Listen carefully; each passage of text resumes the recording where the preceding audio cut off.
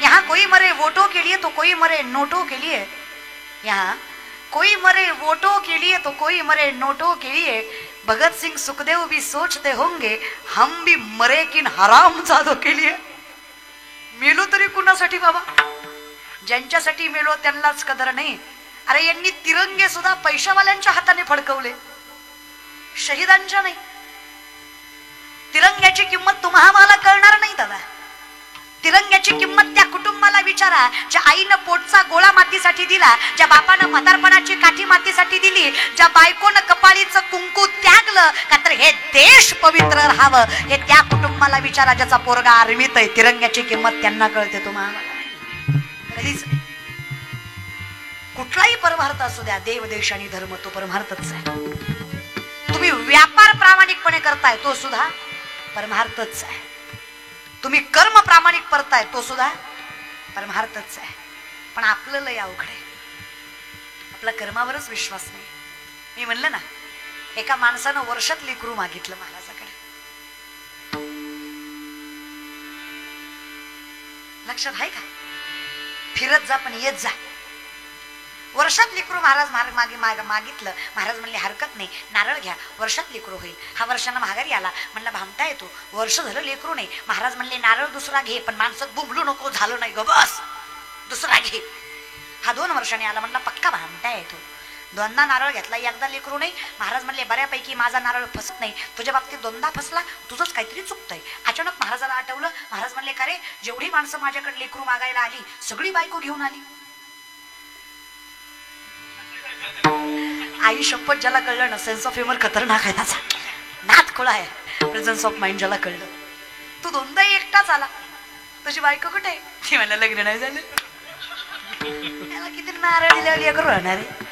मी तुम्हाला सांगते, किती भजन केल्यावर देव भेटेल. जिथे नजर पवित्र नाही, तुमचं चित्त शुद्ध नाही, काय परमार्थ? भावे विन भक्ती, भक्ती विन बळे विनो शक्ती. आणि इतकं प्रेम असावं देवावर, देवाच्या पलीकडे दुसरं काही दिसू नये, दृष्टी न फिरे, तेव्हा जीवन सार्थक आहे. 70 वर्षाची म्हातारी दारात कृष्णाची रांगोळ काढत होती. प्रेमाची प्रचिती करायला उद्धवाला देवानं गोकुळात पाठवलं होतं, कारण उद्धवाकडे ज्ञान होतं, प्रेम. त्या म्हातारीनं इतकी सुंदर रांगोळी काढली, उद्धवाला नवल वाटलं. विचारलं का हो आई, एवढा सुंदर देव काढला, कसं काय जमलं हो? त्या गवळणीनं सांगावं, उद्धवा बोलावा विठ्ठल, पाहावा विठ्ठल, करावा विठ्ठल, जीव भाव. त्याला काय अवघड आहे? रोमारोमात भगवंताचं नामचिंतन भरलंय. अरे डोळे झाकून हात फिरवला तरी कृष्ण चुमटतो, एवढा जीव माझा त्या कृष्णावर. रांगोळ काढायची काय अवघड आहे? नवल वाटलं उद्धवाला, एवढा सुंदर देव. म्हणे मग चुकली देवाची रांगोळी. म्हातारी म्हणली जीव जाईल पण रांगोळ चुकणार, चुकली ग माय. काय चुकलं रे उद्धवा? एवढा सुंदर कृष्ण काढलास माय, कृष्णाला पायच नाही काढलेस. म्हातारीने सांगितलं, पाय काढले नाही असं नाही, मी देवाला कधी पाय काढतच नाही. का नाही ग काढले माय? अरे उद्धवा, त्याला पाय होते म्हणून तर मला सोडून मथुरेला गेला, तिथे त्याचे पाय धरणं माझ्या हातात नव्हतं. रांगोळ मी काढली आहे. यात जर मी देवाला पाय काढले आणि इथून जर देव निघून गेला तर कुणाकडे बघून जगू रे उद्धवा. म्हणून रांगोळीत पायच नाही काढले उद्धवा. खरं सांगा, रांगोळीतला देव जाईल, पण इथं लॉजिक नाही, ओनली मॅजिक चालतं, तर्क वितर्क नाही. शिवभक्ती याच्या पलीकडे, भक्तीच्या पलीकडे दुसरं काही तर्क वितर्कच नाहीये. तू आहेस नाही आहेस, सांभाळतोयस माहित आहे, विश्वास आहे. मंथुनी नवनीता तैसे घे अनंता, वाया व्यर्थ कथा. पण मला हे अनुभवता येत नाही. झालो संसार, ह्या संसाराचा वाहेकरी झालो, हा अनुभवतच. आणि संसार वाईट नाही हो, संसारातला स्वार्थ वाईट आहे. करा ना आसोनी ना तरी दरवी जैसे देहूनी नाना रसी परित्रस स्वादासी नेणी जेवी. संसार करा पण पळी सारखा. पळी आमटीत जाते, पिठल्यात जाते, वरणात जाते. तिला महागारी आल्यावर विचारायचं, का ग पळी माय आमटीत जाऊन आली, आमटी तिखट झाली का अळणी झाली? पळी माय सांगते का? एवढं ढवळून येते पण सांग, ती तिचंच काम करते भलतं करीत. आपलं काम एकच आहे, सदा नामघोष करू, मग हरिमोती गाता हरपली. पण आपण ते सोडून सगळं केलं. आपल्याला भलतं करायला आवडतं. तुम्ही समज नाही, आयुष्यभर नारदानं नारायण नारायण केलं, आयुष्यभर. श्रीमद नारायण नारायण नारायण नारायण हरी नारायण, पशुपन नारायण नारायण नारायण नारायण नारायण नारायण नारायण नारायण. आयुष्यभर एकदा नजर चुकली, कितीदा? एकदा. गोमती नदीमध्ये आंघोळीला गेले, सूर्याची कवळी किरण पडली होती. नदी शांत वाहत होती. स्वच्छ पाण्यात त्यांना दिसलं. मासोळीच्या मागं मासं लागलं. जगाचा नियमच आहे. मासोळीच्या मागं मासच लागतंय, दुसरं काय लागतंय? कळलं त्याला, कळलं महाराज. विनोद न कळणं हा सगळ्यात मोठा विनोद आहे, हा ना. कीर्तन झाल्यावर एक हसत होता, म्हणलं झालं आता का हसतो? ती म्हणला ताई सुरुवातीचा विनोद आता कळला. इडी लोक आहेत महाराज. तू काय म्हणे आईशी बुद्धी ज्याची जड त्याहुनी दगड बरे द्यावा. लोक लई इडी. एक माणूस एसटीत चढला, खाली उतरला, मोठ्या मोठ्यानं हसायला लागला. शेजारच्यानं विचारलं एवढा कशाचा आनंद झाला? ती म्हणला कंडक्टरला फसवला. तर म्हणला कस काय? मग म्हणला तिकीट काढलं आणि गेलंच नाही. शाण्याला कळलं कंडक्टरच्या बापाचं काय गेलं. असली गत आहे आपली. इथे कोणाचे काय बा गेले ज्याचे त्याने अनहित केले. माणसं सहज विचारतात ताई पाप पाप पाप पाप पाप म्हणजे काय असतं हो? स्वतःच चांगलं कळत नाही, याच्यापेक्षा मोठं पाप काय असतं? मग गोमटे ते करा माझे भार ओझे. माझं चांगलं याच्यातच आहे की मी तुझी भक्ती करावी, याच्या पलीकडे काही चांगलं नाही. आणि एकदा नजर फिरली ना, नारदांनी मासोळी बघितली. नारदाला वाटलं एकटं जगण्यात मजा नाही, बायको पाहिजे. आणि बायको कोणाला आवडत नाही? प्रत्येकाला आवडते. टाळकऱ्यांना वाटतं एवढा उभा राहिलो, घरी गेलो पाय दाबाय बायको लागते. काय वाईट नाही, लागते. आमच्या महाराजांना वाटतं एवढा पकवास बदड बदड बदडीला, घरी गेलो हात दाबाय बायको पाहिजे. काय वाईट नाही, पाहिजे महाराज पाहिजे. गायनाचार्यांना वाटतं एवढा गळा काढला, घरी गेलो गळा दाबाय. आपलं सॉरी चोळायला तुम्ही नसला माझं कसं व्हायचं? चोळाय बायको बायको असणं काही वाईट नाही, असं आहे. चौकदारांना वाटतं असंही बायको महाराज असं काय वाईट नाही, असं. आता चौकदार माझ्या आजोबाच्या वयाचे असतील. मी जेवढा परमार्थ केला नाही तेवढा त्यांनी त्याच्यापेक्षा जास्त बघितला असेल. दादा महाराज नाव काय तुमचं? हा पाटील दादा.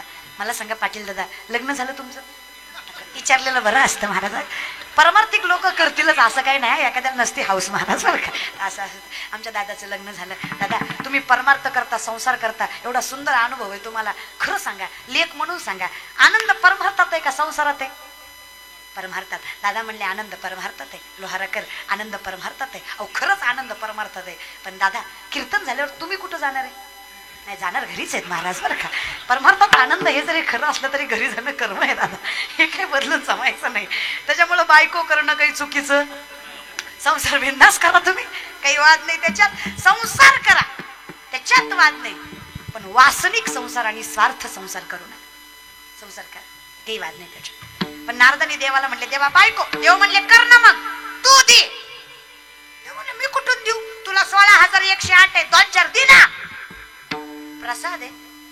आणि हिंदू धर्मीय देवतांविषयी बोलताना थोडा विचार करा. भगवंताने 16,108 बायका हौसेपोटी केल्या नाही. 16,100 पोरी कंसाच्या कारावासात होत्या. क्षणी भगवंताकडे याचना केली देवा पोरी येत आम्ही परपुरुषाच्या छायेत राहून आलो, कोण पवित्र समजणार आहे आम्हाला? अरे सीतामाई होत्या, तुमच्या पत्नी होत्या, तरी लोकांनी बोलायचं सोडलं नाही. आम्ही साध्या गवळ्याच्या पोरी, आम्हाला कोण स्वीकारणार? अरे देवा बाईचं आयुष्य म्हणजे काचेचं भांड, फुटलं की फुटलं. स्त्रीने जगावं तर स्वाभिमानाने नजर वर करून जगावं, नाहीतर कलंकित जगण्यापेक्षा जीव त्यागावा. ह्याला बाईचं आयुष्य म्हणावं देवा. जगावं तर स्वाभिमानानं की रे. पर चूक नसताना शिक्षा भोगायची ताकद आमच्या. जीव सोडतो बघ कृष्ण. देवाने सांगावं देव असताना तुम्हाला शिक्षा मिळत असेल न केलेल्या चुकीची, तर मी परमात्मा कसा? प्रत्येक मुलीला स्वाभिमानानं जगता येऊन कृष्णानं स्वतःचं नाव लावण्याचा अधिकार दिला. कौतुक वाटतं मला माझ्या देवाचं आणि माझ्या धर्माचं. त्यातल्या एकाही मुलीला माझ्या कृष्णानं स्पर्श सुद्धा केला नाही. तो हिंदू धर्म आहे माझा. महाराज आमच्या देवांनी बायका हौसेपोटी नाही कर्तव्यापोटी केल्या. भोग भोगोनी ब्रह्मचारी नवल केवडे केवडे नकळे कान्हो वाचे कोणे. देव आहे रे तो. काही बोलायचं नसतं देवताविषयी. या विषयाकडे नारदाला देव नाही नाही म्हणले. देव म्हणले जिथे मी नसेल ती बायको तुमची. 16,106 घरे फिरले नारद. एकही जागा अशी नाही देव जिथे देव नाही. कारण एकही जागा अशी नाही जिथे देव नाही. जिथे दिसे भूत तेथे मानी, जे भगवंत हा भक्तियोग निश्चित जाण माझा. भरला घनदाट हरी दिसे. सगळीकडे परमात्मा आहे माझा. 16,107 घर जामवंतीचं, अस्वलांची कन्या, सगळ्यात देखणी योगेश्वर भगवंतीचा, नारदाची मनोमन इच्छा या भेटाव्या. देव त्यांच्या संग मायावी रूपानं फुगडी खेळत होते. शेवटचं घर पट्टराणीचं, पट्टराणी, राण्यांची राणी पट्टराणी. कोण? विठ्ठलांच्या पट्टराणी कोण? रुक्मिणी आई साहेब. तुळशीला पाणी घालत होत्या, एकट्याच होत्या. नारदांनी पाहिलं, एकट्याच दिसतंय, देव कुठंच दिसेना. नारदाच्या मनात लाडूच फुटलं. नारद म्हणले आलतो फालतो नाही, पट्टराणीच आपले. नारदांनी लांबनच हाक मारली, रुक्मिणी. रुक्मिणी माता म्हणल्या, नारद रोज आई साहेब म्हणत होते, आज डायरेक्ट रुक्मिणीवर आल्यात.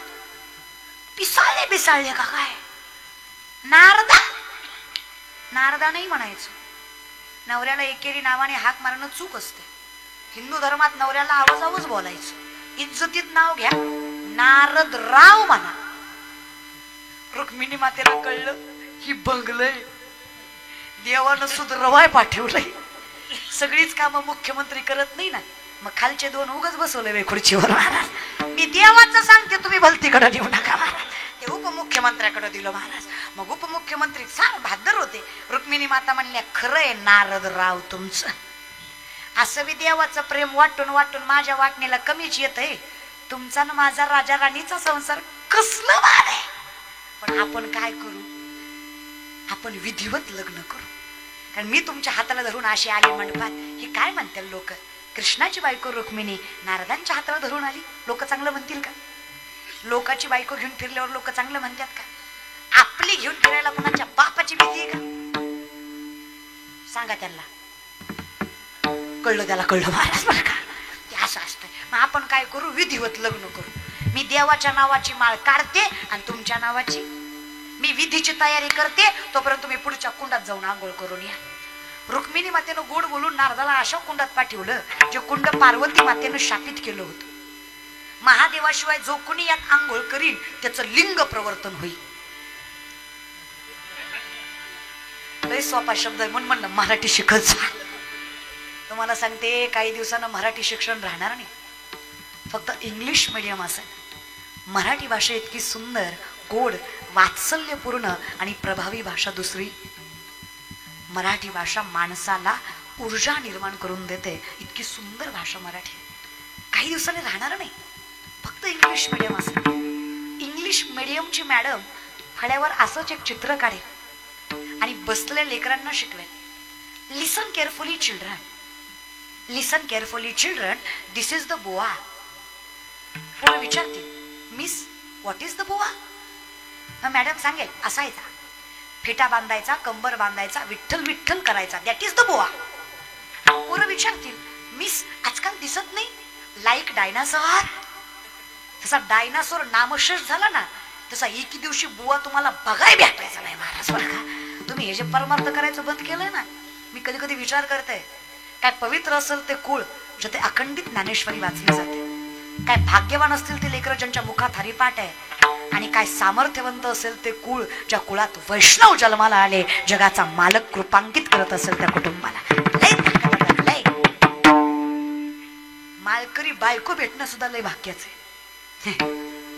तुमच्या नशिबाला बायका बी लय खतरनाक आहे. त्या तुमची बायकोच म्हणते रविवारी आणा की करते मी, तुम्ही बी खा, लेकराला बी देऊ, मी बी खाते. तुमच्या बायकालाच आवडतंय, कसं व्हायचं तुमचं?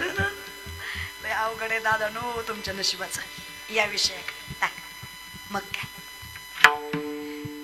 रुक्मिणी मातेनं कुंडात पाठवलं. नारद आत गेले खरं, पण वर आले नाही. लोहाराकर वर आले नाही. वर आली, उगाच्या उगा धोत्रातले गेले, लुगड्यात गुतली. चांगले नारायण नारायण करीत होते. चिपळ्या गेल्या, मागण्या आल्या. इना गेला, बोरमाळ, ठुशी, झुमका, नथनी, मुरणी, इनी, शिंडी गेली, इनी आली. चांगले दष्टपुष्ट होते, चवळीच्या शेंगासारखी नार झाली. नारद की तो भई नारदी.